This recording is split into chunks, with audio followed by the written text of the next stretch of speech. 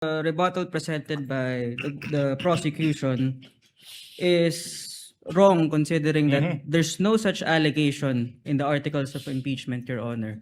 Moreover, Your Honor, it is clear in the ruling of the Supreme Court in Duterte versus House of Representatives that the basis of any charge must be for acts committed in relation to the impeachable office and within the term of the impeachable officer, Your Honor. Your Honor, can I make a quick rebuttal to the last point? No need, counsel. The presiding officer will make a ruling. The court will allow it, given that it is for the purpose of establishing pattern and/or behavior on the part of the witness. But to be clear, that whatever she says with respect to acts committed by her in relation to the vice president now, while she was a mayor in Davao City, is not part of this impeachment trial and will not in any way add to the charges that has been filed and are pending before this court under the 4 articles of impeachment, as previously ruled by the chair in previous requests for subpoena, for example. Attorney Ligutan, your witness. Thank Kindly you, make an offer. Thank you so much, Your Honor, please. Mr. Presiding Officer, our senator judges, the prosecution presents the first hostile witness in this impeachment trial. The testimony of the first, we'll pronounce it at hostile, we're accustomed to hostile. Ang testimonya ng kauna-unahang hostile witness sa impeachment trial na ito is being presented to prove ang mga sumusunod. Layo ng prosecution na ipresenta o iharap si Gina Acosta bilang isang hostile witness. Ibig sabihin, hindi po siya testigo pabor sa prosecution. Pangalawa, si Ms. Acosta ay nanunungkulan ngayon bilang Vice Presidential Staff Officer 6 sa Office of the Vice President.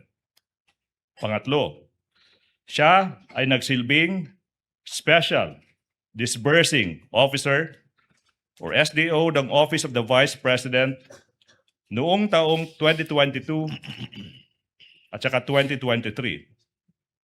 Pang-apat, siya rin ang nagsilbing SDO para sa confidential funds noon ni Mayor Sara Duterte sa Davao City mula taong 2019 hanggang 2022. Panglima, siya ang naging staff member sa Davao City Administrator's Office sa pagitan ng mga taong 2016 at 2022 at ng Davao City Budget Office sa panunungkulan noon ni Mayor Sara Zimmerman Duterte. Pang-anim, sa last quarter o huling 3 buwan ng 2022, ginastos ng OVP or Office of the Vice President ang halagang 125 million pesos na confidential funds sa loob lamang ng 11 araw sa ilalim at pamamahala at pangangasiwa ng Vice Presidente nang walang liquidation, nang hindi kumpleto o walang sapat na dokumento na nagpapatunay sa pagbabayad. Pang-7, pang-8.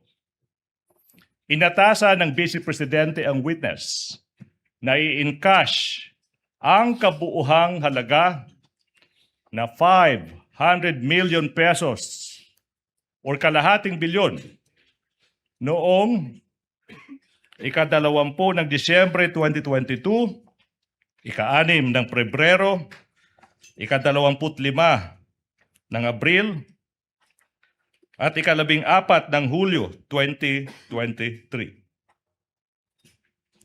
I skip number 7, sorry. Sa tatlong 3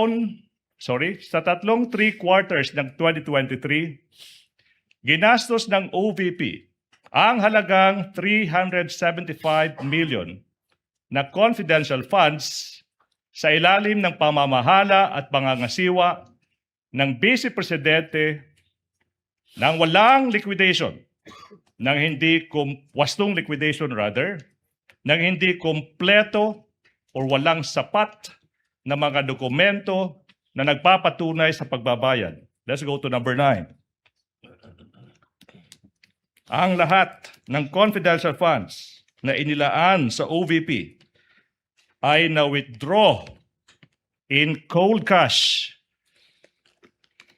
na nagkakahalagang kalahating bilyong piso noong December 20, 2022, February 6, April 25, at July 14, 2023.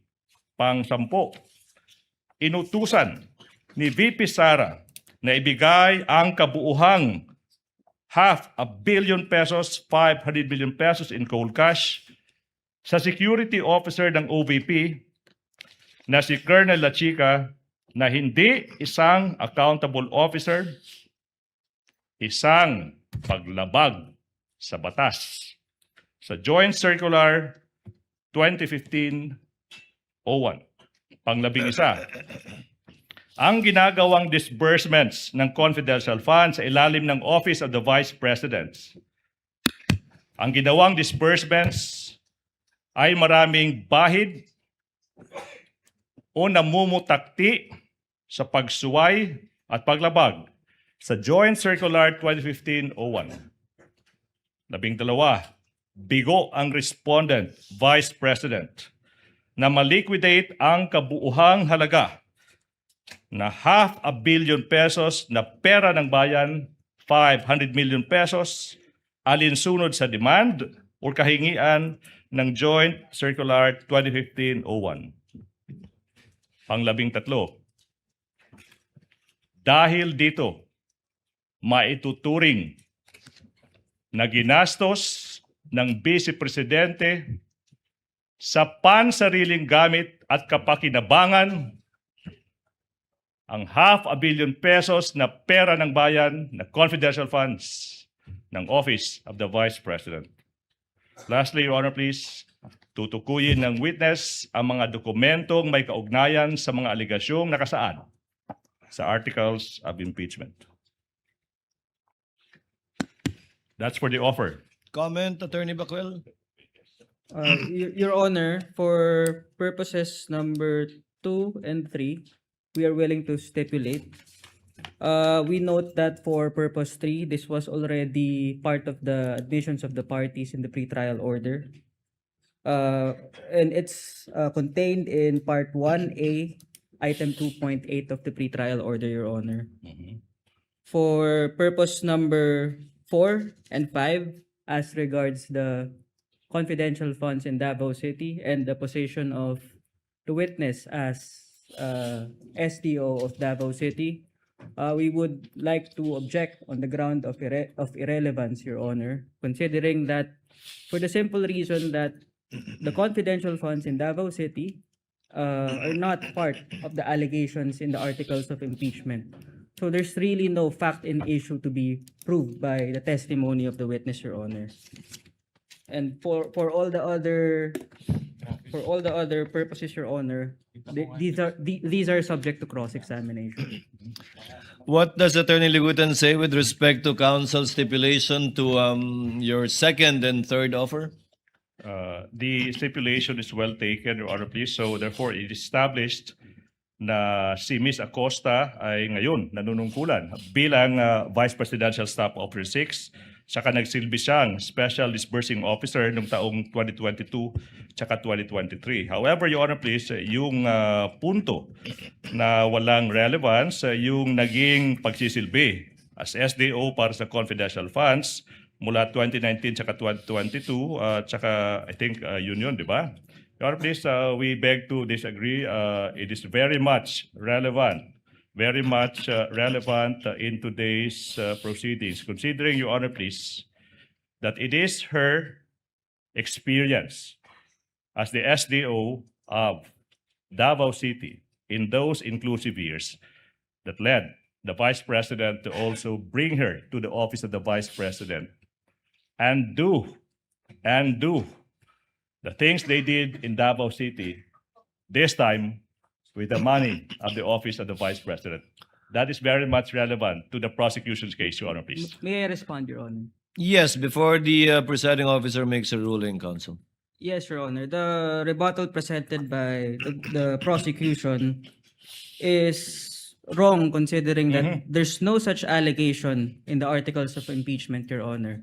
Moreover, Your Honor, it is clear in the ruling of the Supreme Court in Duterte versus House of Representatives that the basis of any charge must be for acts committed in relation to the impeachable office and within the term of the impeachable officer, Your Honor.